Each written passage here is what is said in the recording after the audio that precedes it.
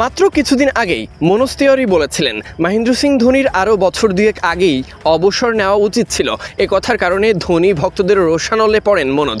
এবার পাকিস্তানের সাবেক উইকেটরক্ষক ব্যাটার রশিদ লাতিফও বলেন একই কথা। তার মতে আরও কয়েক বছর আগেই অবসর নেওয়া উচিত ছিল ধোনির।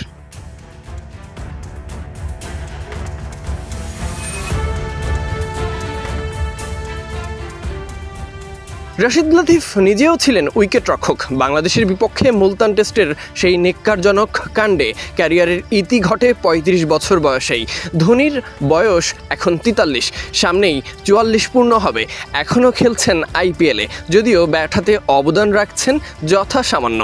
দলও নেই ছন্দে, ৪ ম্যাচ খেলে জিতেছে মাত্র একটি ম্যাচ।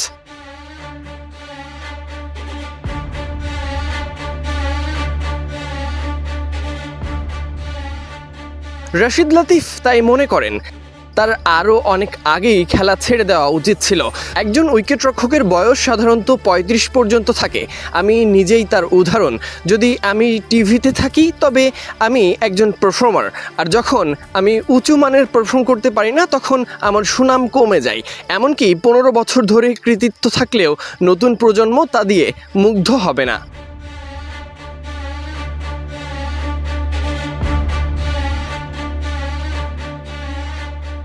ধোনির ক্ষেত্রেও তাই হচ্ছে। ফর্ম পূর্তির দিকে থাকায় আগের মতো নামডাক নেই।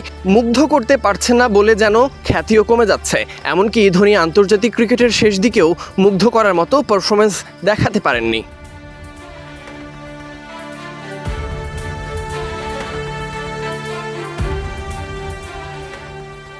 সেদিকে ইঙ্গিত করে রশিদ লাতিফ বলেন, ২০১৯ সালের ওয়ানডে বিশ্বকাপেও তার খেলা দলের জন্য কার্যকরী ছিল না। তখনই তাদের বোঝা উচিত ছিল যদি একজন খেলোয়াড়কে দলের জন্য বেছে নেওয়া হয় তবে তা খেলার প্রতি অন্যায়। এজন্যই তারা ট্রোলড হচ্ছে। আমি ২-৩টি ম্যাচ দেখেছি, দর্শকরা চিৎকার করে সমর্থন জানায়। কিন্তু চেন্নাইয়ের এখন পয়েন্ট দরকার। তারা টেবিলের তলানিতে রয়েছে। যদি এর কারণ একজন বা দুইজন খেলোয়াড় হয় তবে সময়ের প্রয়োজন বোঝা উচিত।